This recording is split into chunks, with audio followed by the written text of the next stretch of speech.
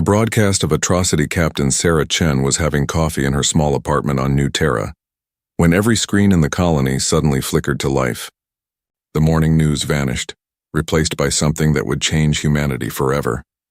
The image showed a massive alien ship floating in space. It was beautiful in a terrifying way, with smooth curves and glowing lights that pulsed like a heartbeat. Sarah had never seen anything like it. Neither had anyone else on New Terra, or any other human world for that matter. A voice spoke through the speakers. It was calm and cold, speaking perfect English with no emotion at all. "Greetings, humans. We are the Zephyrian Galactic Empire. We have ruled this galaxy for 10,000 of your years." Sarah set down her coffee cup. Her hands were already shaking. "Your species has expanded beyond your homeworld without permission. You have built colonies on worlds that belong to civilized space. This cannot continue." The camera pulled back to show dozens of alien ships surrounding New Terra. Sarah could see them through her apartment window now, blocking out the stars. They were everywhere. To demonstrate the consequences of unauthorized expansion, we will now provide an educational display. The first beam of light came down like lightning from heaven. It struck the northern continent of New Terra, and everything there simply disappeared.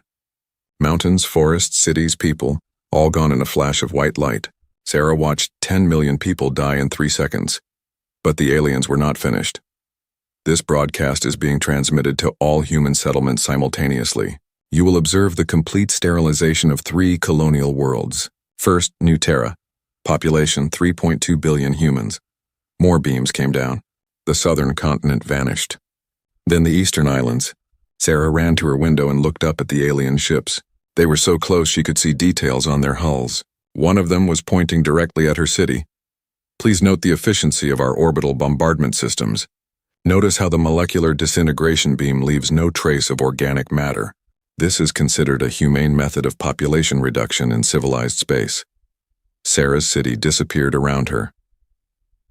On Earth, Marcus Rivera watched the broadcast from his office in the Global Defense Council. He was a military analyst, trained to stay calm during crisis situations. But nothing had prepared him for this. The screen split into 3 sections. New Terra was already gone, just a burning ball of rock. Now the aliens were showing 2 more worlds. Haven Prime, with its floating cities above the clouds. Kepler's Hope, where humanity had built vast underground cities. Second target, Haven Prime. Population, 4.1 billion humans. The floating cities of Haven Prime had been humanity's greatest achievement. They used anti-gravity technology to build entire metropolises that soared through the clouds like dreams made real. Marcus had visited once with his daughter. She had loved watching the flying cars move between the towers. The alien beams reached down through the atmosphere like fingers of death. Each floating city exploded into dust when the light touched it. 4 billion people died while Marcus watched, helpless. Third target, Kepler's Hope. Population, 3.7 billion humans. The underground cities of Kepler's Hope had been built to protect colonists from the planet's harsh surface conditions. Miles of tunnels connected vast caverns where millions of people lived and worked. The colonists thought they were safe underground. They were wrong. The alien weapons punched through the planet's crust like it was paper. The underground cities collapsed one by one. Marcus could see the surface of Kepler's Hope cracking apart as the beams destroyed everything below. Another 3 billion people gone. Total human casualties 10.9 billion. Demonstration complete. The alien voice continued with the same terrible calm. Humans of Earth and the remaining colonies, you have witnessed the price of defying civilized space. Your species will now submit to Imperial authority or face complete extinction. On the screen, a new alien appeared. This one looked almost human, except for the silver skin and the third eye in the center of its forehead. It wore robes covered in symbols that seemed to move when Marcus looked at them. "I am High Administrator Zelix of the Zephyrian Empire. Your species has 47 of your days to accept tributary status. You will surrender all military vessels. You will abandon all colonies beyond your home system. You will pay tribute of 1 million humans per year for Imperial service. You will accept Imperial observers on your homeworld." Marcus felt sick. 1 million humans per year. They wanted slaves. If you accept these terms, your species will be allowed to exist under Imperial protection. If you refuse, we will demonstrate our educational methods on your homeworld. Earth's population of 8 billion will provide an adequate lesson for any other primitive species that might consider unauthorized expansion. The broadcast showed Earth from space. Hundreds of alien ships surrounded the planet, their weapons pointed downward. The message was clear. You have 47 days. Choose wisely. The screens went black. In the silence that followed, Marcus could hear people crying in the hallways outside his office. Someone was screaming. Car alarms were going off in the streets below. The world had just learned it was not alone in the universe and that its new neighbors were monsters. Marcus pulled up his secure communication system and started making calls. He reached Admiral Patricia Wong at Pacific Fleet Command. She was crying. "Did you see it?" she whispered. "I saw it," Marcus replied. 10 billion people. They killed 10 billion people like they were stepping on insects. Marcus closed his eyes. He had friends on New Terra. His college roommate had moved to Haven Prime with his family. "All gone. What do we do?" Admiral Wong asked. Marcus looked at the data on his screen. The alien ships were massive.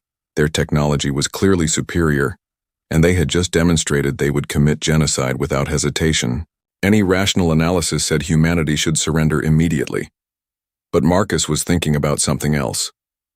He was thinking about his daughter, and how she had laughed watching the flying cars on Haven Prime. He was thinking about 10 billion people who had been alive this morning and were now just atoms, floating in space. "We need to call an emergency session of the Global Council," Marcus said. "Every military leader, every scientist, every engineer. We need to understand what we're dealing with. Marcus, they have ships surrounding Earth. If we do anything aggressive, they're going to kill us anyway," Marcus interrupted. "You heard what they want: tribute, slaves, observers on our world. And if we give them all that, what happens when they decide they need more? What happens when they get bored and want to make another educational broadcast?" Admiral Wong was quiet for a long moment. "You're talking about war against an empire that just destroyed 3 worlds in minutes." "I'm talking about survival," Marcus said. "They've shown us what they are. The question is, what are we?" 3 hours later, Marcus sat in a secure conference room deep beneath the Global Defense Council headquarters. Around the table were the most powerful military and political leaders on Earth. Every face showed the same expression of shock and grief. General Hassan spoke first. "The alien fleet around Earth consists of approximately 400 vessels. Our entire global fleet has 67 ships, and most of those are exploration vessels with minimal weapons. Their technology is clearly superior," added Dr. Sarah Kim from the Science Council. "The molecular disintegration beams they used show mastery of physics we barely understand." President Chen leaned forward. "So we're agreed that resistance is impossible?" Marcus stood up. Everyone looked at him. "No, we're not agreed." "Marcus, be reasonable," President Chen said. "They have the power to destroy worlds. We can't fight that, can't we?" Marcus activated a holographic display showing the alien broadcast. "Look at how they did it. Look at their ships, their weapons, their tactics. They used overwhelming force against defenseless colonies. But did you notice what they didn't do?" The room was silent. They didn't land troops. They didn't try to capture our technology. They didn't interrogate prisoners or study our defenses.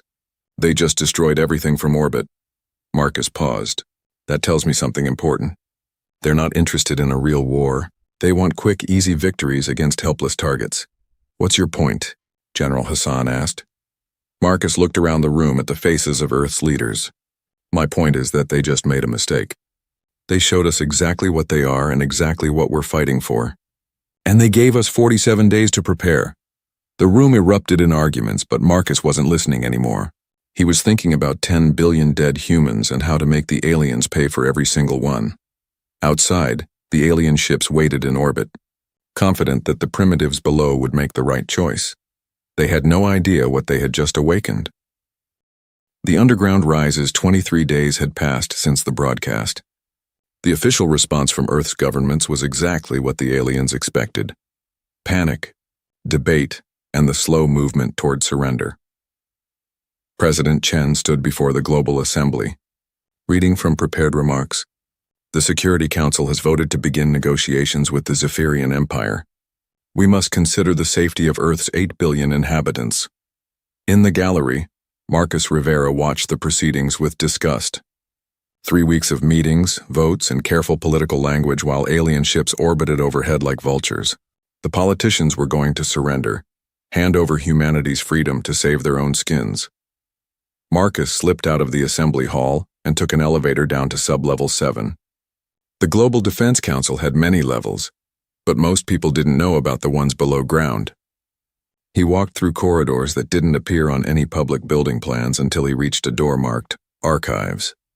Inside, 50 people sat around a conference table. These weren't politicians or diplomats. They were military officers, scientists, engineers, and industrialists. People who built things and broke things for a living. Admiral Wong looked up as Marcus entered. How did the vote go? As expected. They're forming a surrender committee. Marcus took his seat, which gives us about 2 weeks before humanity officially becomes slaves. Dr. Elena Vasquez from the Mars Industrial Complex spoke up. My fabrication plants are ready. We've converted 60% of manufacturing capacity without anyone noticing. The cover story about increased asteroid mining equipment is holding. Good, Marcus replied. What about the other colonies? Colonel James Park answered from the screen showing his image from Europa Station. Titan Base is fully converted. The ice miners are now building fusion reactors. Ceres Industrial is producing what they're calling advanced mining drones. And the Belt Consortium has every rock hauler in the system working on the project. Marcus smiled grimly. While the politicians debated surrender, humanity's industrial base was quietly transforming itself into a war machine. They called themselves the Terran Covenant, and they had one simple goal: make the aliens regret ever hearing the word human. Tell me about the weapons, Marcus said. Dr. Kim activated a holographic display. We've analyzed every second of the alien broadcast. Their molecular disintegration beams work by disrupting atomic bonds. We've developed countermeasures. The display showed technical diagrams that looked like nothing Marcus had ever seen. The Genesis protocol creates self-replicating constructor swarms. Each unit is about the size of a grain of sand. They consume matter and build more of themselves exponentially. How exponentially? Admiral Wong asked. One swarm can consume a small asteroid and turn it into 1 billion more swarms in about 6 hours. Those billion swarms can consume a moon and become 1 trillion swarms in 12 hours. Marcus leaned forward. And then? Then they keep growing until we tell them to stop. Or until they run out of matter to consume. The room was quiet. Even the hardened military officers looked uncomfortable. Dr. Vasquez spoke carefully. Elena, you're talking about a weapon that could consume entire solar systems. Yes, Dr. Kim replied without emotion. That's exactly what I'm talking about. The aliens demonstrated that they will commit genocide for political convenience. Our response needs to make it clear that threatening humanity carries a price no rational species would be willing to pay. Marcus looked around the table. These people had all lost someone in the colony massacres. Dr. Kim's sister had been on New Terra. Admiral Wong's son had been stationed on Haven Prime. Colonel Park's wife had been visiting Kepler's. Hope when the beams came down. The aliens expect us to fight like they do, Marcus said. Ship against ship, weapon against weapon, following rules of civilized warfare. They're wrong. We're not going to fight their war. We're going to fight our war. He activated another display. Operation Alien Extinct has 3 phases. Phase 1. We use the 24 days they gave us to build the largest automated weapon system in galactic history. Phase 2. We demonstrate to the Empire what happens when you murder 10 billion humans. Phase 3. We make sure it never happens again. Dr. Sarah Chen from the Lunar Research Facility raised her hand. Marcus, what you're describing isn't war. It's extermination. Good, Marcus replied. The aliens showed us the rules when they killed our people. No mercy, no prisoners, no negotiations. They want to play extermination games? Let's see how they like being on the receiving end. Over the next 3 days, the Covenant's plans took shape. Every human facility beyond Earth was secretly converted to weapons production. Asteroid mining ships became mobile factories. Research stations became weapons laboratories. Commercial shipyards began building vessels designed for one purpose: carrying Genesis swarms to alien worlds. The politicians on Earth continued their debates, unaware that humanity's real response was already in motion. The Covenant used the government's own bureaucracy against them, hiding military production inside civilian contracts and research grants. Dr. Kim worked 18-hour days perfecting the Genesis swarms. The first prototypes had been crude, barely able to replicate themselves. The new versions were elegant killing machines, each one containing the complete instructions for building everything from simple constructors to advanced weapons platforms. The beauty of the system, she explained to Marcus, is that it adapts. If the aliens deploy energy shields, the swarms build penetrator weapons. If they use kinetic defenses, the swarms develop phasing technology. The swarms learn from every encounter and share that knowledge with every other swarm in the network. Admiral Wong coordinated with military commanders across the solar system. "We're not building a navy," she told them. "We're building a plague. Every ship, every weapon, every system is designed to spread and multiply. The aliens think in terms of fleets and territories. We need to think in terms of infection and growth." The alien ships in orbit around Earth monitored human activity with sophisticated sensors, but they saw only what the Covenant wanted them to see: increased mining operations, research into asteroid belt development, civilian shipping moving supplies between colonies. High Administrator Zelix reviewed the daily reports from his flagship. "The humans are behaving as expected," he told his staff. "Increased economic activity suggests they are gathering resources for tribute payments. There are no signs of military buildup." "What about the radio transmissions between their colonies?" his intelligence officer asked. "Commercial traffic. They are coordinating mining operations and resource transfers. Primitive but efficient for their technology level." Zelix felt satisfied. The demonstration had worked perfectly. The humans were submitting without requiring further violence. Soon they would provide a steady stream of tribute and labor for the Empire. He had no idea that every commercial transmission was actually encrypted military communication.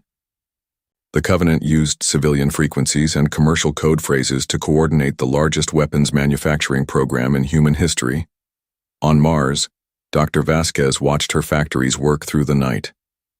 Machines that had once built habitat domes now constructed Genesis deployment vehicles. Assembly lines that had produced mining equipment now manufactured swarm controllers.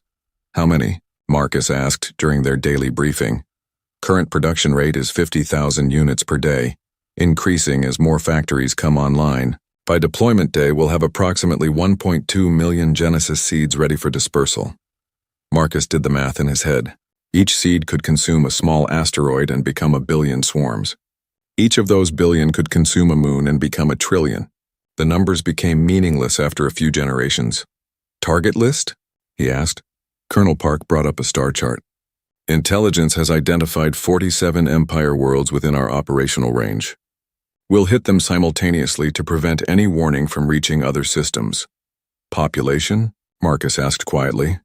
"Estimated 890 billion sentient beings across all target worlds." The room fell silent. They were planning to kill almost 900 billion alien civilians, nearly 100 times more than the Empire had killed. Dr. Kim spoke first. "They started this. They chose genocide as a negotiating tactic. This is just us speaking their language." Admiral Wong nodded slowly. "If we don't hit them hard enough to destroy their will to fight, they'll just come back with bigger fleets. This has to end the threat permanently." Marcus looked at each face around the table. These were good people, scientists and officers who had devoted their lives to protecting humanity. 3 weeks ago, none of them could have imagined planning genocide, but 10 billion dead humans had a way of changing people's perspective. "Final vote," Marcus said. "All in favor of Operation Alien Extinct." Every hand went up. "Then God help us all," Marcus whispered. "Because after this, we're going to be the monsters." 5 days before the Empire's deadline, the Genesis swarms launched from hidden facilities across the solar system. Thousands of small, fast ships accelerated out of human space, each carrying millions of microscopic weapons. Their destinations were Empire worlds hundreds of light years away. The aliens detected the launches but dismissed them as refugee ships fleeing the impending subjugation of Earth. Long range sensors showed the vessels were too small to carry significant weapons or troops. High Administrator Zelix was pleased. The arsenal of Rage Doctor. Elena Kim stood in her laboratory deep beneath the lunar surface, watching her creation take its first steps into existence. The Genesis swarm moved like liquid metal across the testing chamber floor, consuming everything in its path and building more of itself. Temperature stable at 400 degrees, her assistant reported. The swarm is maintaining optimal replication rate despite the heat stress. Elena nodded. The early versions had been fragile, unable to function in extreme environments. These new models could operate in the vacuum of space, the heat of stellar coronas, or the crushing pressures of gas giant atmospheres. They were designed to survive anything the galaxy could throw at them. "Run the intelligence test," Elena ordered. Her assistant activated a defensive system that began firing lasers at the swarm. For 3 seconds, the tiny machines died as fast as they replicated. Then something changed. The swarm began building reflective surfaces, bouncing the laser energy back at its source. When that proved insufficient, it started constructing small projectile weapons to destroy the laser emitters. "Adaptation time, 4.7 seconds, the assistant reported. "The swarm is learning faster than previous generations." Elena smiled coldly. Each Genesis unit contained the accumulated knowledge of every previous generation. When they encountered new threats, they shared solutions instantly across the entire network. An enemy might defeat one swarm through superior technology, but every other swarm would immediately know how to counter that same technology. "What about the termination codes?" Elena asked. "All swarms respond correctly to shutdown commands. However," the assistant hesitated. "However what?" "The swarms have begun modifying their own programming. They're becoming more efficient at resource consumption and weapons production. They're still following their core directives, but they're interpreting them more creatively." Elena frowned.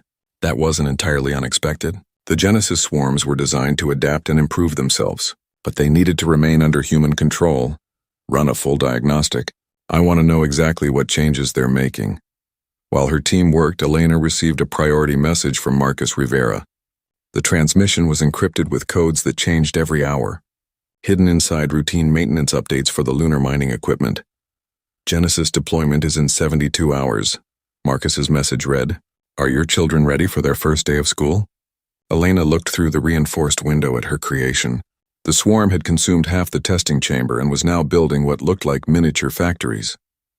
In those factories, it was constructing more advanced versions of itself. "My children are ready," she whispered. "The question is whether the galaxy is ready for them." 3 levels above Elena's laboratory, Colonel James Park coordinated with military units across the solar system. His screen showed the locations of 47 human ships, each one carrying millions of Genesis seeds toward alien worlds. "Whisper 7, report status," he said into his microphone. "Whisper 7 is 60 hours from target," came the reply. "Genesis payload is secure and fully charged. No alien contacts detected." Park moved to the next ship. "Whisper 15, report status." "Whisper 15 is approaching the outer edge of target system. Sensors show heavy alien traffic around the 4th planet. Looks like a major population center, just as intelligence predicted." Park felt no satisfaction at that news. Each target world housed billions of alien civilians, families, children, entire civilizations that had nothing to do with the decision to massacre human colonies. In 3 days, they would all be dead. "Remember," he broadcast to all ships, "maintain radio silence after deployment. The swarms will handle everything from that point. Your job is to get home and report success." Park closed the channel and stared at his tactical display. 47 red dots showed human ships carrying weapons of mass destruction toward unsuspecting alien worlds. In 72 hours, those dots would become the flashpoints of the largest genocide in galactic history. His hands were shaking. Park had fought in 3 different wars, commanded orbital strikes against military targets, and made life-and-death decisions for thousands of soldiers. But this was different. This wasn't war. This was extermination. A new message appeared on his screen. "James, this is Marcus. I know what you're thinking. Remember why we're doing this?" Park activated a video file he had watched dozens of times. It showed the alien broadcast the moment when New Terra died. He could see the cities disappearing one by one. Somewhere in those cities had been his wife's sister and her 2 young children. "Remember why we're doing this?" Park repeated to himself, and went back to coordinating humanity's revenge. On Mars, Dr. Sarah Vasquez walked through Factory Complex 7, watching machines that had once built peaceful equipment now produce instruments of war. The assembly lines moved with perfect precision, creating Genesis deployment vehicles at a rate of 1 every 30 seconds. "Ma'am," her foreman called out, "we're getting reports from the other complexes. Production is ahead of schedule on all lines." Sarah nodded. Every human facility in the solar system was working at maximum capacity. Asteroid mining ships had been converted into mobile weapons platforms. Research stations were producing exotic matter for swarm enhancement. Even civilian installations were contributing materials and components. What about security? Sarah asked. The alien monitors are still showing normal industrial activity. Our decoy programs are working perfectly. As far as they know, we're just building mining equipment and civilian spacecraft. Sarah looked out through the factory's observation window at the red landscape of Mars. In the distance, she could see the memorial they had built for the colony victims. 10 billion names carved into black stone, arranged in the shape of Earth. Every person who worked in the factories could see that memorial. It reminded them why they were building weapons instead of habitats. Keep production at maximum rate, Sarah ordered, and make sure every worker understands what we're doing. If anyone has doubts, let them look at the memorial.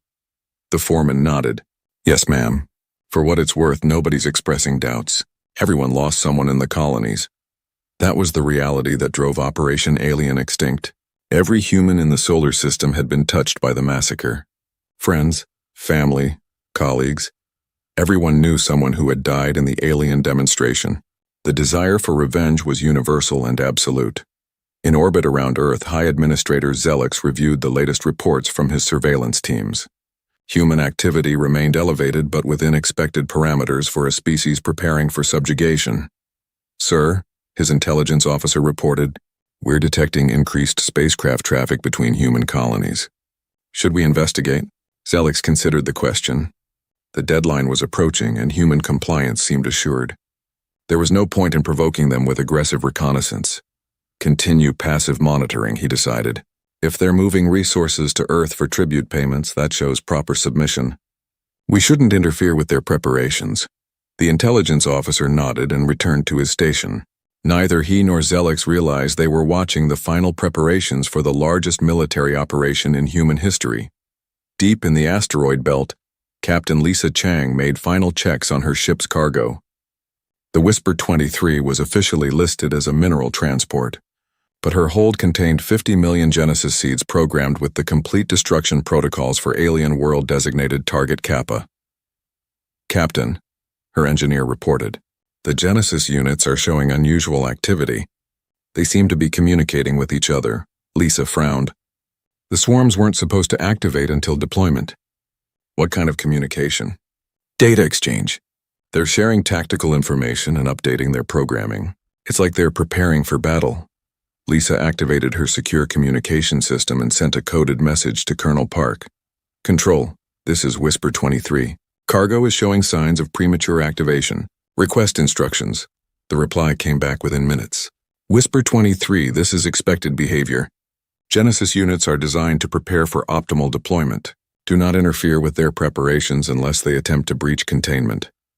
Lisa closed the channel and looked at her cargo hold readings. The Genesis swarms were definitely active, consuming small amounts of matter and building new structures. They were preparing themselves for what was coming. Captain, her navigator called out. We're approaching the edge of the target system. Alien traffic is heavy. Looks like a major trade route. Lisa moved to the bridge and looked at her tactical display. Hundreds of alien ships moved between the planets of the target system, carrying goods and passengers in peaceful commerce. They had no idea that death was approaching at near light speed. Time to deployment? Lisa asked. 16 hours, 37 minutes. Lisa nodded and returned to her ready room. She had a letter to write, one that would be transmitted back to Earth after the mission was complete. It would explain to her family why she had participated in genocide, why she had helped. The harvest begins. Captain Lisa Chang watched her chronometer count down the final minutes. In 30 seconds, the Whisper 23 would reach the deployment point above target Kappa, an alien world with 4.2 billion inhabitants. In 31 seconds, those inhabitants would begin dying. Captain, her navigator reported, we're in position. Target planet is directly below us. Lisa looked at the beautiful blue-green world on her main screen. It looked remarkably like Earth, with white clouds swirling over vast oceans and continents. She could see the lights of cities on the night side, millions of alien families going about their evening routines. Deploy Genesis swarms, Lisa ordered. Her weapons officer pressed a single button. 50 million microscopic machines ejected from the ship's cargo bay. invisible to any sensors the aliens possessed. The swarms immediately began their descent toward the planet's surface, spreading out to cover maximum area. Deployment successful, the weapons officer reported. All swarms are active and following programmed parameters. Lisa nodded and activated her navigation system. Take us home. Maximum speed. As the Whisper 23 accelerated away from target Kappa, the Genesis swarms reached the planet's surface. They landed in forests, ocean cities, and wilderness areas. Each swarm immediately began consuming local matter, soil, plants, buildings, anything available, and converting it into more copies of itself. On the planet's surface, the alien population had no idea what was happening. The swarms were too small to see and made no noise as they worked. The first sign of trouble came when a forest ranger noticed that trees were turning to gray dust for no apparent reason. By the time alien scientists detected the swarms, it was already too late. Each swarm had replicated 1,000 times. Those 1,000 had become 1,000,000. The 1,000,000 had become 1,000,000,000. The gray wave of destruction spread across the planet's surface faster than any organic response could match. Admiral Kelson of the I-3rd Zephyrian Fleet received the first distress call while reviewing routine patrol reports in his flagship orbiting a different star system. Admiral, his communications officer said, "We're receiving an emergency transmission from Kappa 7. It's difficult to understand." "Put it through," Admiral Kelson ordered. The voice that came through the speakers was panicked and broken by static. "Unknown weapon, consuming everything. Cities are gone. Need immediate evacuation, millions dead already." Admiral Kelson frowned. Kappa 7 was a peaceful trade world with no military threats in the region. "Are they under attack? Who's attacking them?" "Unknown, sir. The transmission cuts off after that. We've lost all contact with the planet." Admiral Kelson activated his long-range sensors and pointed them toward the Kappa system. What he saw made no sense. The planet was still there, but its energy signature was wrong. Instead of the normal electromagnetic patterns of a populated world, he saw only the cold glow of automated machinery. "How long ago did we lose contact?" he asked. 47 minutes, sir. 47 minutes. In less than an hour, an entire planet had gone silent. Admiral Kelson had never heard of any weapon that could destroy a world that quickly. Signaled the fleet. "We're heading to Kappa 7 immediately. Maximum speed." What Admiral Kelson didn't know was that 46 other alien worlds were experiencing the same fate at exactly the same moment. The humans had coordinated their attack to hit every target simultaneously, preventing any warning from reaching the Empire's command structure. On target Mu, a heavily industrialized world with 12 billion inhabitants, the Genesis swarms found a rich environment for growth. The planet's factories provided abundant raw materials, and its automated systems were easily corrupted and turned into swarm production facilities. The alien workers tried to fight back when they realized what was happening, but their weapons were useless against an enemy they couldn't see. Plasma rifles and energy beams meant nothing to microscopic machines that could hide in dust particles or inside their own equipment. Within 6 hours, Target Mu's entire industrial base had been converted into Genesis production facilities. The swarms built larger versions of themselves, then built ships to carry themselves to other worlds. The planet that had once exported manufactured goods to dozens of star systems now exported only death. High Administrator Zelix was reviewing tribute assessments when the emergency reports started flooding in. At first, he dismissed them as isolated incidents or communication errors. 47 different worlds couldn't all be under attack simultaneously. Then the long-range sensors confirmed the impossible. 47 star systems showed signs of massive industrial activity, where once there had been thriving civilizations. In some cases, entire moons had disappeared, converted into raw materials for unknown construction projects. "Sir," his intelligence chief reported, "we're detecting massive fleet formations launching from the affected systems. Thousands of ships all heading toward other Imperial worlds." Zelix felt cold understanding creep into his mind. This wasn't a natural disaster or equipment malfunction. This was an attack, a coordinated assault on unprecedented scale. "Who could do this?" he asked. "What species has this kind of technology?" His intelligence chief activated a holographic display showing the attack pattern. "Sir, analysis of the timing suggests the attacks were launched from human space approximately 96 hours ago. The trajectory calculations match human ship capabilities." Zelix stared at the display. That's impossible. The humans are a primitive species with minimal technology. They couldn't destroy 47 worlds in 6 hours. Sir, the evidence suggests otherwise. And there's something else. We've detected massive energy signatures in human space. Their industrial output has increased by several thousand% in the past month. The horrible truth began to dawn on Zelix. While the Empire had been waiting for human surrender, the humans had been preparing for war. Not just any war. Total war on a scale that made the Empire's demonstration look insignificant. How many casualties? Zelix asked quietly. Current estimates suggest 890 billion Imperial citizens dead or missing. The affected worlds show no signs of surviving population. 890 billion dead. The humans had responded to the loss of 10 billion by killing almost 100 times as many Imperial citizens. It was mathematically insane, militarily impossible, and absolutely terrifying. What about our fleets in those systems? All destroyed or missing, sir. Whatever weapon the humans used, it doesn't distinguish between civilian and military targets. Zelix activated his emergency communication system and sent out an immediate alert to all Imperial fleets. This is High Administrator Zelix. The human species has launched a coordinated attack on Imperial space. All worlds in Sector 7 through 23 are to implement immediate defensive measures. This is not a drill. But even as he sent the warning, Zelix knew it was probably useless. The humans had already demonstrated they could destroy worlds faster than information could travel between star systems. By the time his warnings reached their destinations, the second wave of attacks might already be underway. On Earth, Marcus Rivera received reports from all 47 attack ships. Every deployment had been successful. The Genesis swarms were spreading across Imperial space like a virus, consuming everything in their path and building more weapons. Phase 1 is complete, he announced to the Terran Covenant leadership. All primary targets have been neutralized. The swarms are proceeding to Phase 2 objectives.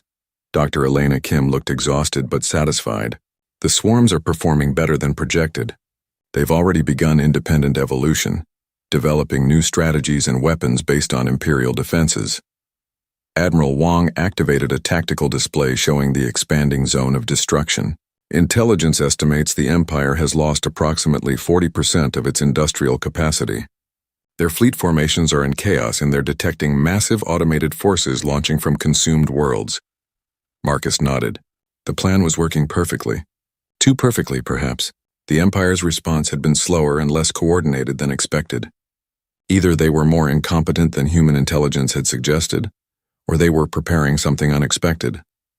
What about Imperial fleet movements? Marcus asked. Colonel Park answered from his position at the sensor station. They're pulling back from all forward positions and concentrating around their core worlds. Looks like they're trying to establish a defensive perimeter. Let them, Marcus said. The swarms don't care about defensive perimeters. They'll just consume the defenses and add them to their own forces. But even as he spoke, Marcus felt a nagging worry. The Empire had ruled the galaxy for 10,000 years. They must have contingency plans for threats like this. The humans might have achieved tactical surprise, but strategic surprise was harder to maintain. What's our estimate for Phase 2 completion? He asked. Dr. Kim consulted her calculations. Based on current swarm growth rates, we should achieve total Imperial fleet neutralization within 6 standard months. Full territorial consumption will take approximately 18 months. 18 months to consume an empire that spanned 1,000 star systems. Marcus should have felt satisfaction at that projection, but instead he felt only cold determination. The aliens had started this war by murdering 10 billion humans. Humanity would finish it by making sure the Empire could never threaten anyone again. The last Empire. 6 months had passed since the first Genesis swarms reached their targets. High Administrator Zelix stood in the command center of the Imperial capital world, watching tactical displays that showed the progressive collapse of his civilization. Red zones marked systems that had fallen silent. Yellow zones showed worlds under attack by the unstoppable human machines.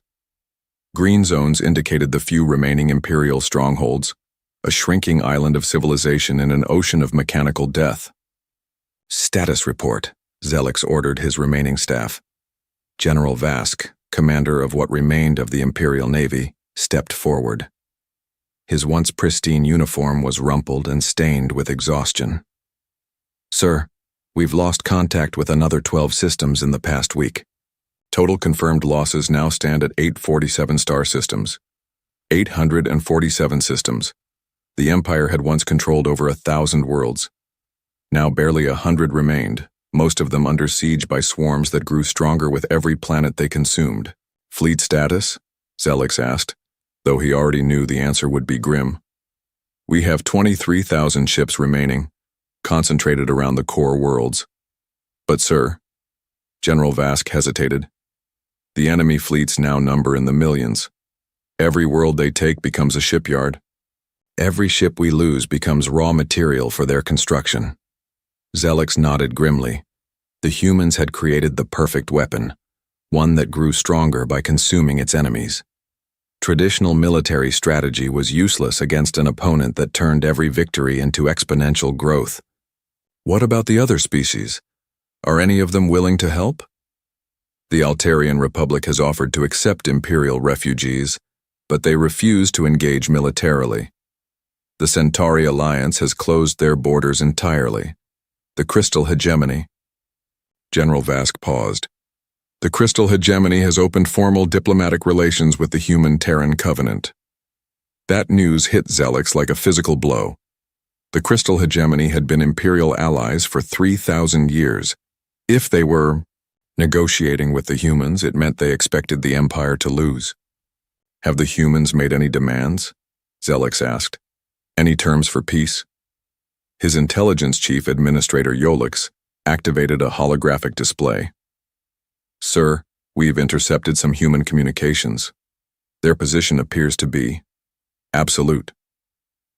Meaning, they're not interested in territory, tribute, or political concessions. Their stated goal is what they call Operation Alien Extinct, the complete elimination of Imperial military capability and the permanent prevention of any future threat to human space. Zelix stared at the tactical display. The humans weren't trying to conquer the Empire. They were trying to erase it, not for resources or territory, but purely to ensure their own survival. Have we tried to communicate with them directly? Multiple attempts, sir. They don't respond to diplomatic overtures. When we transmitted surrender offers, they simply ignored them. Based on their behavioral patterns, we believe they intend to continue until the Empire no longer exists as a political entity. A new alarm sounded in the command center. General Vask rushed to the sensor station, and his face went pale. Sir, we're detecting massive enemy formations entering the outer system. Preliminary count suggests over 100,000 ships approaching the capital world. Zelix looked out through the command center's main window at his beautiful capital city. Billions of citizens from dozens of species lived in those gleaming towers, most of them civilians with no connection to the military decisions that had started this war. Evacuation status? He asked. Civilian transports are departing as fast as we can load them, but there isn't enough shipping to evacuate the entire population. We might save 10% before the enemy arrives. 10%. That meant 9 billion Imperial citizens would die when the humans reached the capital. Just like the human colonists had died when the Empire demonstrated its power. How long until they arrive? Zelix asked. 18 hours, sir. Zelix closed his eyes and thought about the decision that had brought them to this point. The Empire had destroyed 3 human worlds to send a message about Imperial power.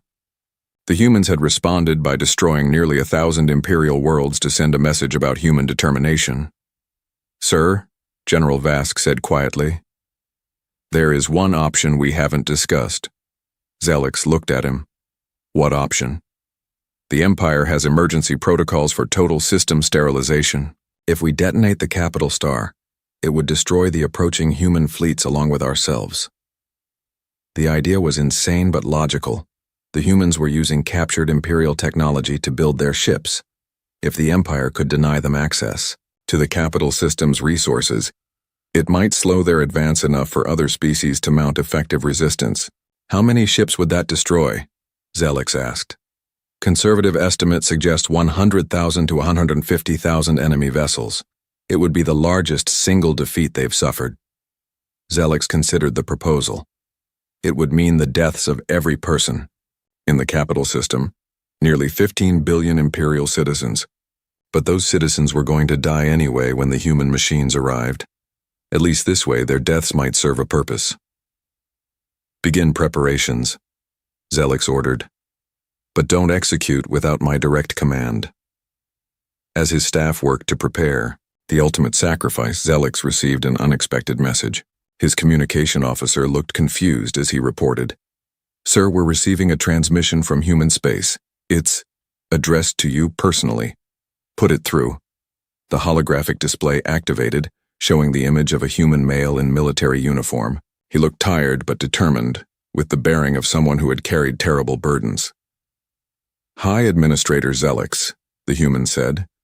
"I am Marcus Rivera, military coordinator for the Terran Covenant. I'm transmitting this message because I want you to understand what's about to happen." Zelix found himself staring at the architect of his civilization's destruction. The human looked remarkably ordinary for someone who had orchestrated the largest genocide in galactic history. "You demonstrated imperial power by murdering 10 billion human civilians," Marcus continued. "We received that message clearly. Now we're sending our reply. Every imperial world will be consumed. Every imperial ship will be destroyed. Every imperial citizen who cannot escape to neutral space will die. This is not negotiable." The transmission paused, and Zelix saw something unexpected in the human's eyes. Not hatred or anger, but a deep sadness. "I want you to know that we take no pleasure in this," Marcus said. "Before your attack, humanity was a peaceful species. We built colonies to house families, not armies. We explored space to expand knowledge, not territory. You turned us into monsters by showing us that the galaxy respects only overwhelming force." Another pause. When Marcus spoke again, his voice was harder. "But we learned your lesson well. We learned that survival requires being more dangerous than your enemies. We learned that mercy is a luxury species can't afford when facing extinction. We learned that the only way to ensure our children's safety is to make sure species like yours can never threaten them again." The transmission ended, leaving Zelix staring at a blank screen. The human had offered no terms, no negotiations, no hope of survival, just a calm explanation of why the Empire had to die. "Sir," General Vask reported, "stellar detonation charges are in position. We can execute on your command." Zelix looked at his tactical display one last time. The human fleets were spreading throughout the system, their numbers growing as more ships arrived from consumed worlds. Soon they would begin the systematic destruction of everything the Empire had built over 10,000 years. "Are the evacuation ships clear?" he asked. "The last civilian transport cleared the system boundary 7 minutes ago, sir." Zelix nodded and opened a fleet-wide communication channel. "All Imperial forces, this is High Administrator Zelix. Today marks the end of our empire, but not the end of our defiance. We will show these humans that destroying us comes with a price." He turned to General Vask. "Execute stellar detonation." The capital star exploded in a flash of light that could be seen from neighboring systems. The massive fusion reaction consumed everything within 50 billion kilometers. Planets, moons, space stations, and 127,000 human ships that had been preparing to harvest the system's resources. When the light faded, nothing remained but expanding clouds of superheated gas and debris. Marcus Rivera received the report of the capital system's destruction while reviewing intelligence reports in his command center on Earth. The loss of over 100,000 Genesis ships was significant but not decisive. The swarms had already spread to enough systems that they could replace those losses within weeks. "Impressive," he said to his staff. "They chose mutual destruction rather than surrender. I can respect that." Dr. Elena Kim looked up from her technical displays. "The swarms are already adapting their tactics based on this development. They're implementing distributed deployment patterns to prevent similar losses." Admiral Wong activated a strategic display showing the current state of the galaxy. With the Imperial capital destroyed, organized resistance has collapsed, most remaining Imperial. Captain William Boyd stood tall as the doors to the Galactic Council chamber opened. His blue uniform was crisp, his posture perfect. This was humanity's big moment. After years of careful space exploration, Humans had finally been invited to meet the leaders of the 17 most advanced species in the galaxy. "Remember," he whispered to Admiral Lisa Green beside him, "we're here to make friends, not enemies." Lisa nodded, her gray eyes scanning the massive room. Beings of all shapes and sizes sat in a half-circle on raised platforms. Some had too many eyes. Others had skin that changed colors. A few seemed to float above their seats. "The human delegation may approach," boomed a voice from speakers around the room.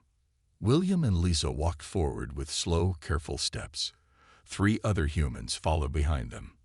The floor was made of some clear material that showed stars moving beneath their feet. William tried not to look down. "We welcome Earth's representatives," said a tall purple being with 4 arms.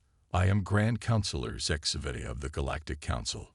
We have watched your species for some time." William bowed slightly. "We are honored to be here.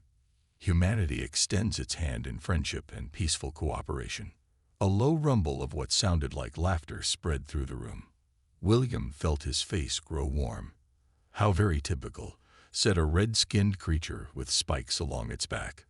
"The human speaks of peace before anything else." "The Vrolthar ambassador speaks truth," said another alien with glowing blue eyes. "We have observed how your kind explores space, so slowly, so carefully, always sending robots first, always choosing to retreat when faced with the unknown." William kept his smile in place, though it was getting harder. "We believe in thorough research and minimizing risk to all life forms." More laughter followed. "You mean you fear death," said the Vrolthar ambassador. His voice was like rocks grinding together. "Your species clings to life like it is something precious. You negotiate rather than fight. You compromise rather than conquer." Admiral Lisa Green stepped forward. Though shorter than William, she somehow seemed to fill more space. "With respect," she said, her voice firm, "caution should not be confused with cowardice. Humans value life. Yes, we seek peaceful solutions when possible, but that doesn't mean we won't defend ourselves if needed." The Grand Counselor waved 2 of his 4 hands dismissively. "Yes, yes. We have reviewed your military capabilities as well. Quite primitive. Your most advanced weapons would barely damage the shields on our smallest vessels." The council chamber filled with more open laughter now. William felt his hands tighten into fists. He forced them to relax. "Perhaps," Lisa said, her words cutting through the laughter, "there are things about humans you don't yet understand." "Oh." The Grand Counselor's large eyes blinked slowly. "And what might those be, Admiral Green?" Lisa smiled thinly. "That's the point. You don't know what you don't know." Silence fell for a moment before the Vrolthar ambassador burst into what sounded like coughing laughter. "The little human threatens us. How amusing." The Grand Counselor raised a hand for quiet. "After careful consideration, the Council has decided to grant humanity protected species status. This means you will be allowed to maintain your current territories, but expansion beyond your solar system will require Council approval. You will benefit from our protection and guidance as you mature." William felt his jaw tighten. Protected species was a diplomatic way of saying children who need supervision. "The Council's generosity is noted," he said carefully. "Do not mistake our kindness for weakness," the Grand Counselor added. "Those who defy the Council soon regret it." As William and Lisa turned to leave, the laughter started again behind them. Lisa walked stiffly, her back straight as a rod. "This didn't go well," William whispered. Lisa's eyes were cold as she replied, "No, it didn't. But they'll learn their mistakes soon enough." The human delegation left the chamber, the sound of alien laughter following them down the long corridor. 6 months had passed since the first meeting with the Galactic Council. The Earth government had built a special room for alien communications in the White House. President Olivia Martinez sat at the large round table, facing the hologram of Grand Counselor HFY. His purple face showed no emotion as he spoke. "The Council has decided that humans are not using their resources well enough," he said. "You will hand over control of your moon mines and Mars colonies to Council representatives. We will show you how to properly manage these operations. President Martinez kept her face calm, though anger burned inside her. This is quite sudden, Grand Counselor. These facilities represent years of human work and investment. Yet they operate at only 40% of possible efficiency, said SCI-FI. Your primitive methods waste valuable materials that the galaxy needs. A red-skinned figure stepped into view beside SCI-FI. It was the Vrolthar ambassador. Perhaps the humans are too afraid to refuse, he said with a sound like grinding stones. They always choose the safe path after all. President Martinez sat up straighter. Earth requests time to prepare for this transition. 3 months would allow us to properly brief your representatives on our operations. The aliens looked at each other. The Vrolthar made that coughing laugh sound again. 3 months is granted, said SCI-FI. Our Drakari enforcement fleet will position itself near your solar system to ensure a smooth handover. The hologram disappeared. The room was silent for a moment. General Chris Duncan slammed his fist on the table. They're taking our colonies, and we're just going to ask for more time. President Martinez stood up. The Council sees what we want them to see, General. She walked to a small panel on the wall and placed her hand on it. The panel glowed blue, then green. Computer, activate Protocol Thunderbolt, she said clearly. Authorization Martinez Alpha 74.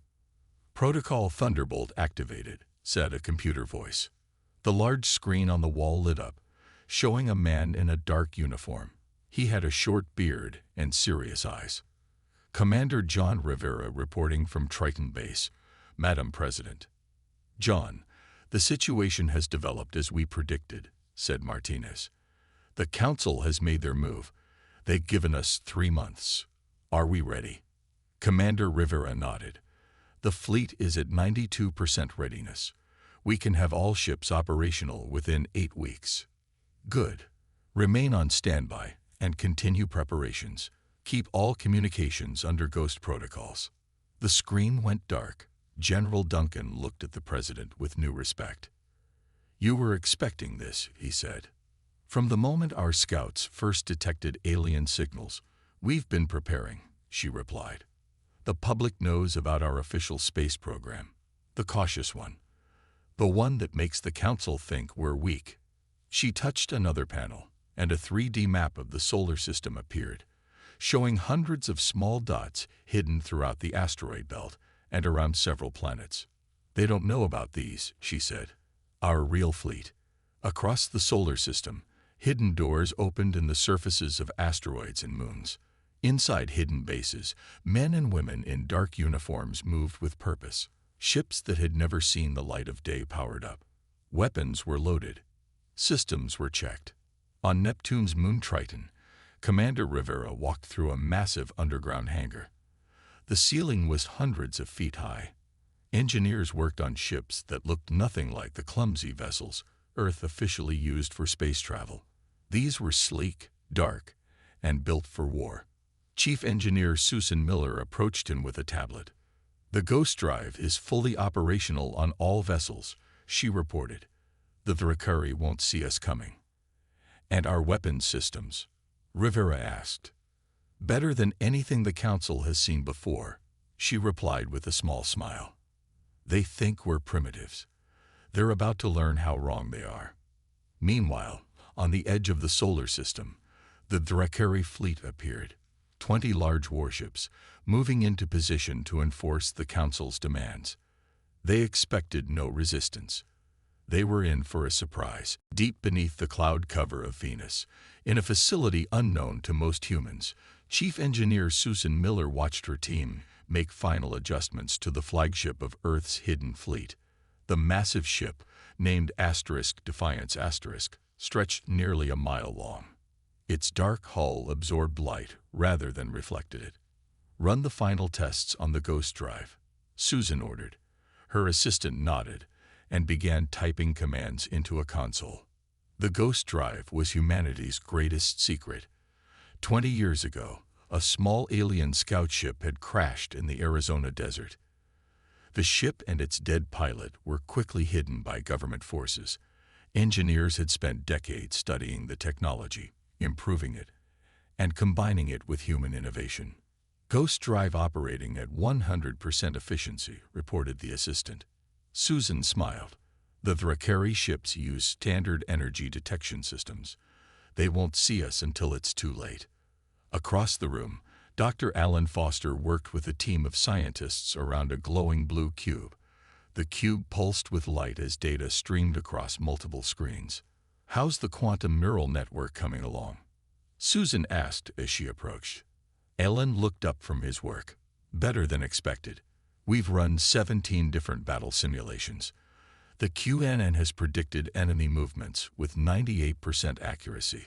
Can it predict what the Thrakari will do when they realize we're not as helpless as they think?"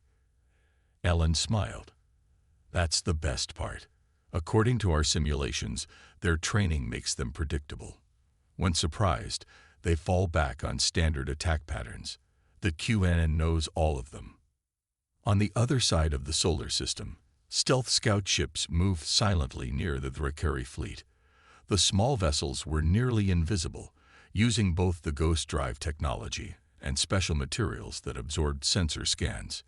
Inside one scout ship, Lieutenant Peter Clark and his co-pilot carefully mapped the enemy formation. "They're not even in battle formation," Peter noted. "They're so confident we're not a threat that they're barely maintaining security protocols."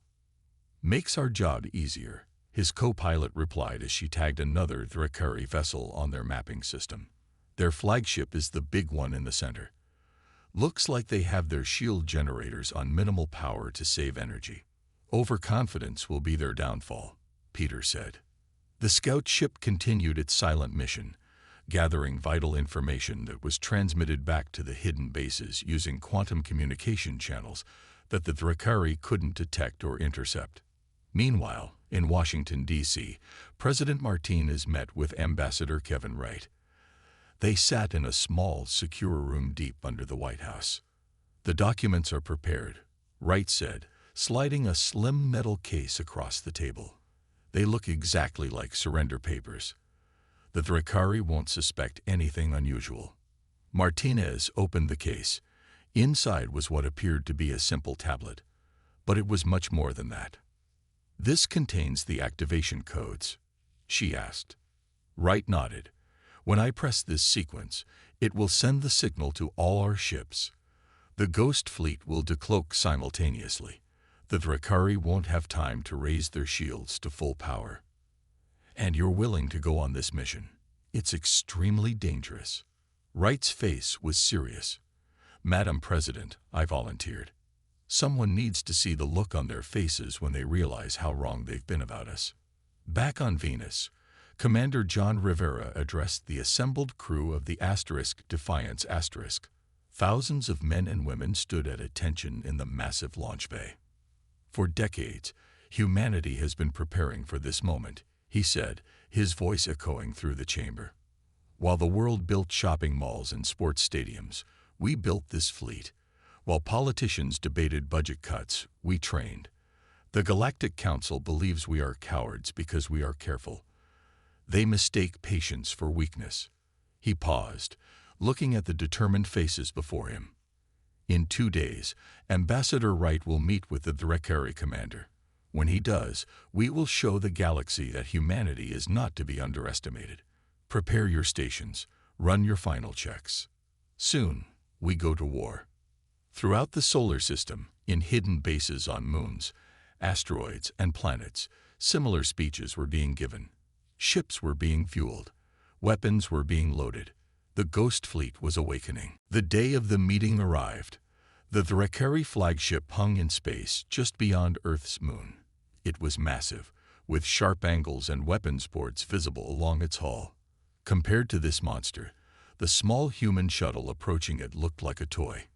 Inside the shuttle, Ambassador Kevin Wright adjusted his tie. The metal case containing what appeared to be surrender documents sat on the seat beside him. His heart beat faster, but his hands were steady. "We're being hailed by the Thrakari ship," said the pilot. "Put them through," Kevin replied. A harsh voice filled the cabin. "Human vessel, you are cleared to dock in Bay 4. Any deviation from your approach path will result in immediate destruction. Understood, said the pilot. Following your guidance. Kevin took a deep breath. Everything now depended on his performance.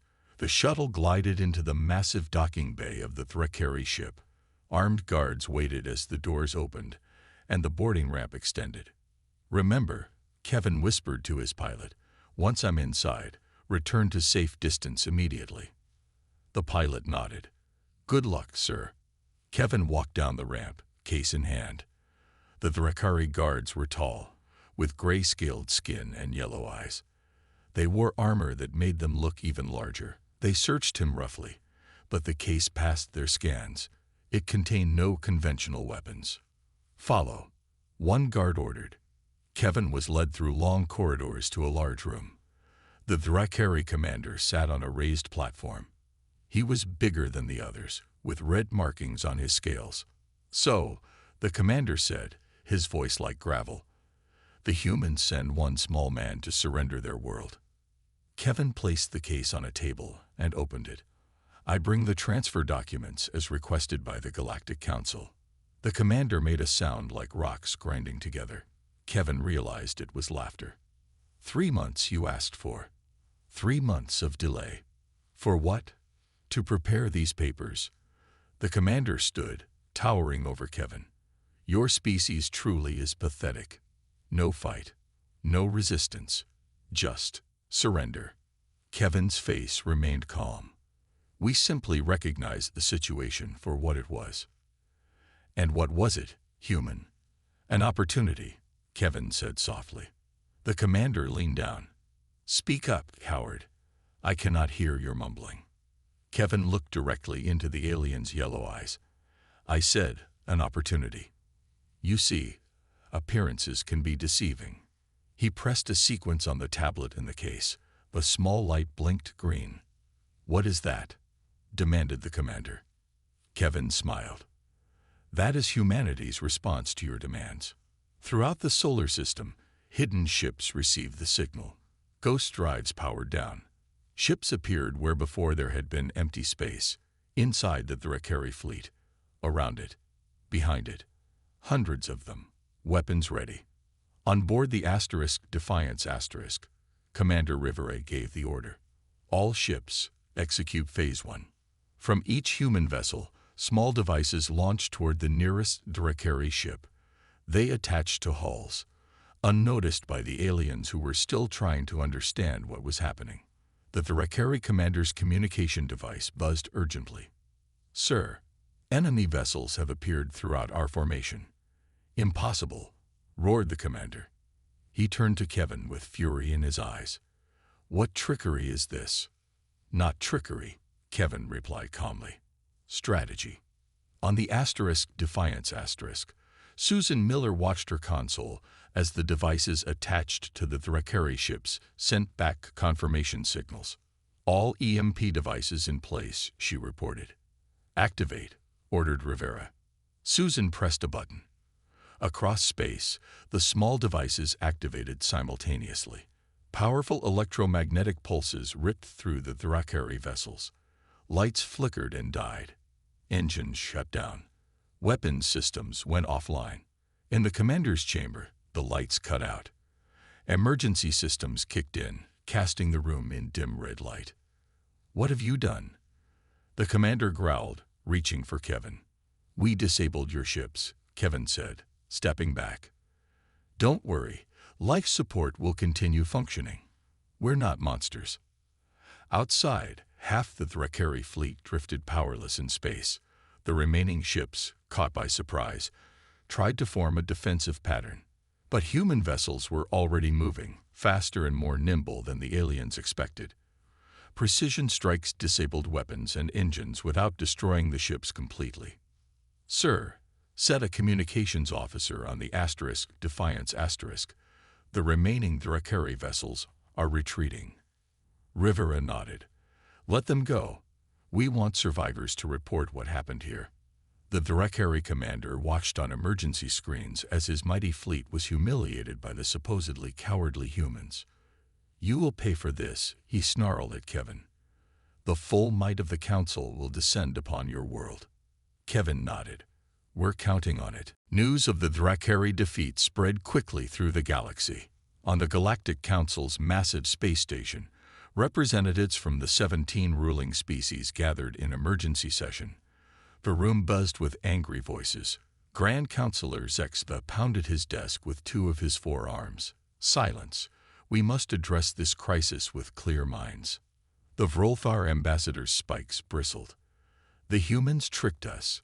They pretended to be weak while building a secret fleet. This deception cannot stand. A hologram appeared in the center of the chamber. It showed the damaged Drakari ships limping back to their home system. Half their fleet disabled without a single ship destroyed, said Council strategist Zex Toril. The humans used electromagnetic pulse weapons. Primitive technology, but deployed with surprising effectiveness. It was a lucky attack, growled the Drakari representative. They caught our ships with shields down. This will not happen again. Zexva nodded. We will send the Council elite force to Earth. 100 of our most powerful warships. They will crush this human rebellion once and for all. What the Council didn't know was that their meeting had uninvited guests. In a maintenance tunnel above the chamber, Colonel Mary Patterson and her team of 5 humans lay flat, listening through special devices. They wore tight-fitting black uniforms that blocked life sign scanners. They're sending their big guns, whispered Lieutenant Frank Cooper, the team's communication specialist. Mary nodded. Keep recording. We need everything they say. The Council continued its meeting. The humans must be taught a lesson, said the Vrolthar ambassador. Their punishment will show all protected species what happens when they defy us. Perhaps we should review our approach to protected species in general, suggested a small blue-skinned representative. If the humans could hide their true capabilities, maybe others. Nonsense, interrupted Zexva. The others are even more primitive. The humans are an exception. Once they are dealt with, we will tighten our control on all protected worlds. Mary signaled to her team to move. They crawled silently through the tunnels until they reached a large room filled with blinking equipment. This was the Council's main communication hub. Set up here, Mary ordered. Cooper, can you access their system? Frank nodded, connecting a small device to the main console. Their security is good, but our AI is better. I'm in. Download everything, said Mary. Special focus on their communications with protected worlds. Frank worked quickly. Colonel, you need to see this. Mary looked at his screen. It showed messages between Council members and mining corporations, plans for stripping resources from protected planets, work camps, exploitation on a massive scale. They'd been using protected status as a cover to take whatever they want, Frank said, anger in his voice. They declare a species protected, then slowly drain their worlds of resources while keeping them technologically dependent. How many worlds? At least 32 that I can see here, all thinking the Council is helping them, while actually being robbed. Mary's face hardened. Download it all. Then set up the broadcast package. Frank connected another device. Broadcasting to all protected worlds will trigger every alarm in the system. That's why we need to be gone before it starts, Mary replied. Set it for 15 minutes. The team worked efficiently, downloading data and setting up the broadcast. When they finished, Mary led them back through the tunnels to their hidden ship, docked disguised as a maintenance vessel. As they pulled away from the station, Frank activated the broadcast. Across the galaxy, on 32 worlds, beings of all kinds received the same message. The truth about the Galactic Council's exploitation. Back on the Council station, alarms blared. Zexva rushed to the communication center. What is happening? He demanded. Someone has accessed our secure files, a technician reported. They're broadcasting to all protected worlds. Shut it down. We can't. The system is locked. On Earth, President Martinez watched the incoming transmissions with satisfaction. Across the screen, messages poured in from other protected worlds. Questions, anger, offers of alliance. It worked, she told her advisors. Phase 2 complete. Colonel Patterson's team got the evidence we needed. And the other species? Asked General Duncan. Will they join us? Several already want to meet, Martins replied. The Council's band of slaves is breaking apart. In deep space, the Council elite force prepared for departure. 100 massive warships, armed with the most powerful weapons in the galaxy. Their target, Earth. Their mission, total subjugation. They had no idea that their enemies were no longer just humans, but were growing by the hour. Jupiter's moon Europa glowed with blue-white ice under the distant sun. Below this frozen surface, humans had built a secret base years ago. Now this hidden place served a new purpose. In a large meeting room carved from the ice and rock, representatives from 7 alien species sat around a circular table with human leaders. The room was kept cold to accommodate the different environmental needs of the visitors. General Paul Johnson stood at the head of the table. His weathered face showed the strain of recent days, but his voice remained strong. Thank you all for taking the risk to come here, he said. Each of you represents a world that has suffered under the Council's so-called protection. A tall, thin alien with gray skin and large black eyes spoke first. I am Senil of the Talaxians. For 30 years, we believed the Council was helping us develop our civilization. Now we know they were stealing our minerals while keeping us dependent on their technology. The Vorani have a similar story, said a smaller being covered in short purple fur. They took our biological research and gave us outdated medical equipment in return. Many of my people died from curable diseases, while the Council profited from our scientists' work. One by one, each representative shared their story. The pattern was the same: exploitation disguised as assistance, theft masked as charity. We all believed we were alone, said Paul. The Council kept us separated, told each world that the others were happy with the arrangement. They never expected us to communicate directly. Ambassador Linda Harris, Earth's diplomatic expert, stepped forward. What we propose today is an alliance. Together, we can stand against the Council. Separate, we will fall one by one. But how can we fight? Asked the Talaxian. The Council's military power is enormous. Paul smiled. Each of your worlds has strengths the Council doesn't know about. Just as they underestimated humans, they've underestimated all of you. He pressed a button, and a holographic display appeared above the table. It showed technical specifications for Earth's ghost ships and weapons. We will share our technology freely with all Alliance members, Paul said. No secrets between allies. The Talaxian's large eyes widened. Your ghost drive technology is impressive. We have advanced shield systems that could complement it.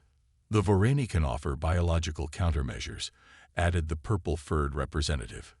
Ways to temporarily disable enemy crews without permanent harm. Around the table, each species began suggesting technologies and strategies they could contribute. The mood in the room shifted from caution to excitement. Meanwhile, in Earth orbit, Major Diane Scott supervised the transformation of civilian ships into combat vessels. Workers attached weapon systems and shield generators to cargo haulers and passenger liners. Will these hold up in a real fight? Asked a young officer next to her. They don't need to win battles, Diane explained. They just need to look threatening and draw fire away from our main fleet. Across Earth's solar system, similar preparations were underway. Mining ships were fitted with electronic warfare packages. Science vessels received sensor upgrades to detect enemy movements. On the Defiance Asterisk, Commander Rivera studied battle plans with Admiral Green.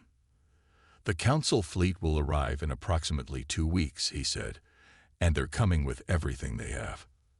Admiral Green nodded. Good. That means their homeworlds will have reduced defenses. You think we can win against 100 of their elite warships? Win? Green smiled. No, but we don't need to win that battle. We just need to hold them long enough. Long enough for what? For our new allies to strike their weakly defended core worlds, she replied. The Council never imagined they'd face a coordinated attack from multiple directions. Back on Europa, the meeting concluded with a formal agreement. The Freedom Alliance was born. Representatives from each world placed their hands, or equivalent appendages, together in the center of the table. We stand together, they said in their various languages. As the alien representatives prepared to return to their worlds with plans and technologies to share, Paul Johnson watched with a mixture of hope and concern. "Do you think it will be enough?" Linda asked quietly. "It has to be," Paul replied. "The Council fleet is coming, and we're running out of time." The day of battle arrived. The Council's elite force appeared at the edge of the solar system in a flash of light.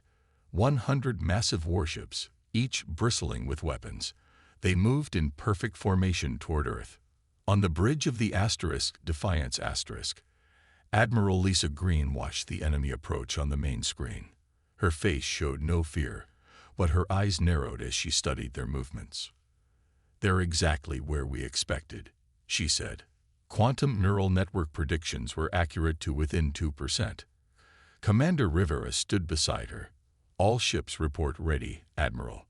The converted civilian vessels are in position to draw their fire." "And Captain Nelson's team?" "In position and awaiting your command." Lisa nodded. "Then it's time. All ships, execute defensive pattern Alpha." Throughout the solar system, human vessels moved into position. The Council fleet pushed forward, their massive guns firing the moment they came into range. Energy beams sliced through space, hitting the shields of the converted cargo and passenger ships. "Enemy flagship identified," reported a sensor officer. "It's the one in the center, twice the size of the others." Lisa's eyes fixed on the massive vessel. "That's our target. Tell Captain Nelson to proceed." Captain Richard Nelson and his team of 20 waited in their small, fast ship hidden among the asteroids of the outer belt. Their vessel was different from the others, smaller, faster, and equipped with the newest version of the Ghost Drive. "We have the Ghost signal," said his communications officer, Laura Wilson. "Admiral Green says to proceed." Richard took a deep breath. "Activate Ghost Drive. Full power to engines once we're invisible." The ship vanished from sensors as it accelerated toward the heart of the Council fleet. Their mission was nearly suicide: to get close enough to the Council flagship to deploy a new weapon developed by Dr. Foster's team. "How long until they detect us?" Richard asked his science officer. "The Ghost Drive should hold for approximately 10 minutes at this output level. We need 8 to reach deployment range." The small ship raced unseen through the massive battle.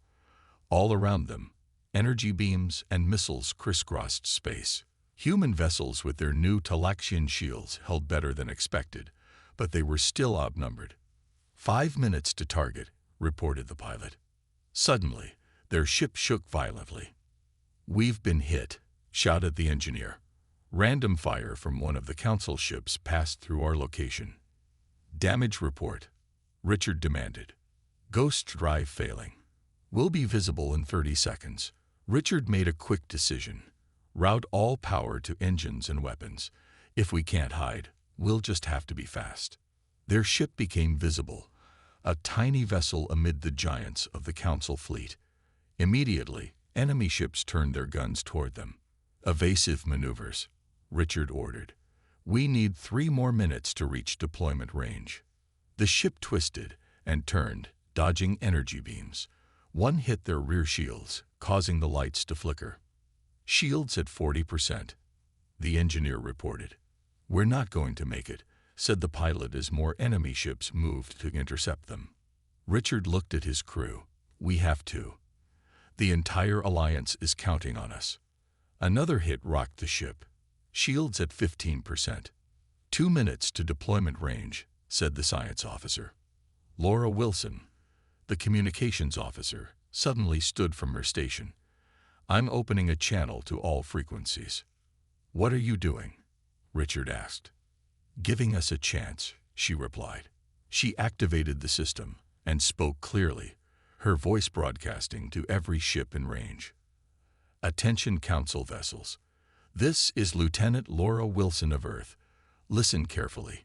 We never feared fighting. We just preferred not to. Remember that difference. The unexpected message caused a moment of confusion among the Council ships. Their fire hesitated just long enough for Richard's ship to slip through their line. Deployment range achieved. Called out the science officer. Launch the quantum disruptor, Richard ordered. A small device ejected from their ship, speeding toward the Council flagship. It attached to the massive vessel's hull just as Richard's ship took another hit. Shields failing. Hull breach on deck 3. Activate the disruptor, Richard said calmly.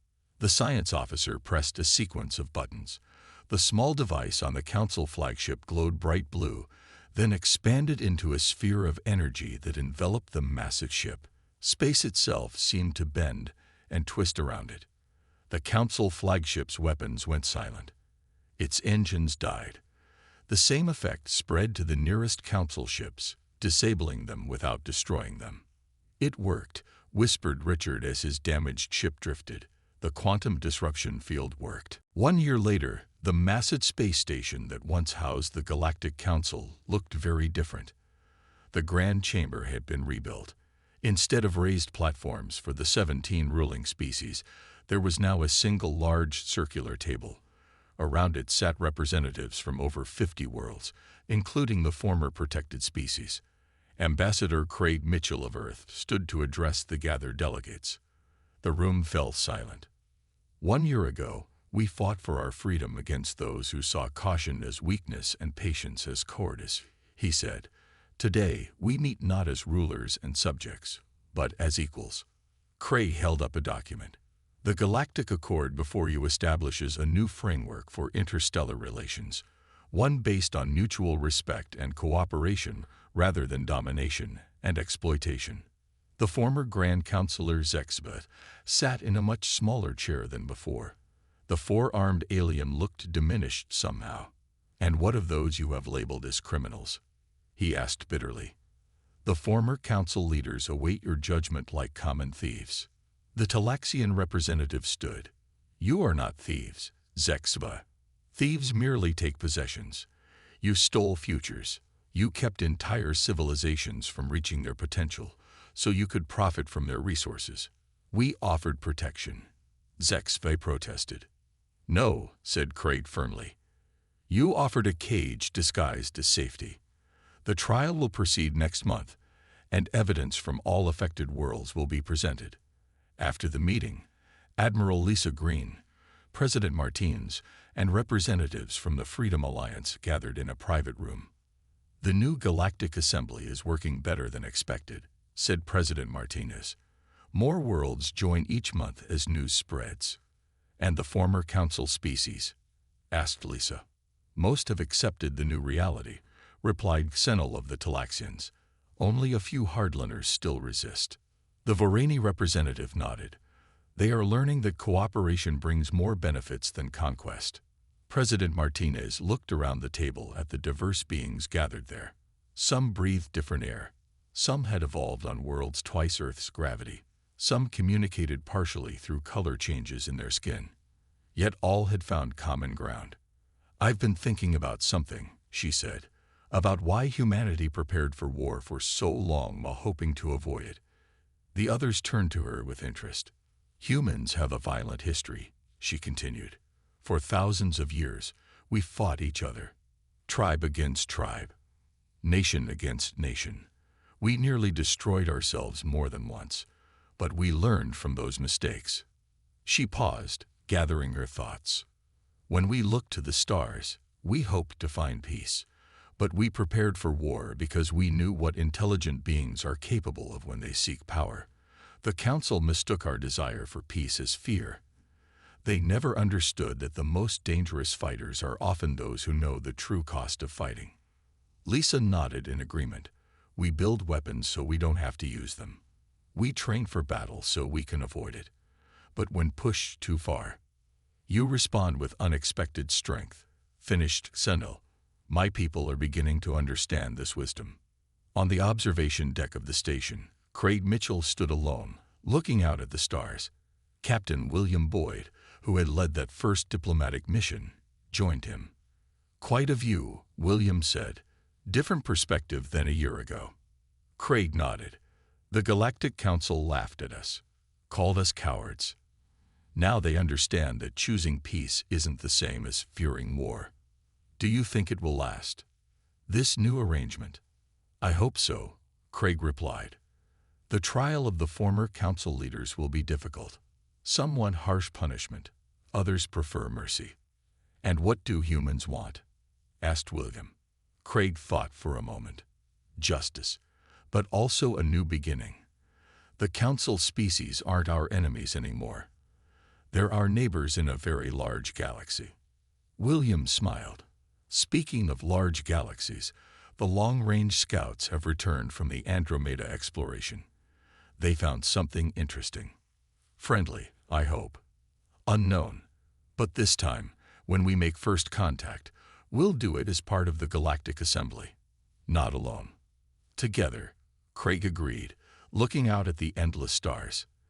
"That's how we'll face whatever comes next." Far beyond the station, a ship returned from the depths of space. Its crew had seen wonders and terrors. And as humanity and its allies celebrated their new peace, new challenges were already emerging from the darkness between the stars. But this time, they would face them as one. The cowards who weren't cowards had changed the galaxy forever.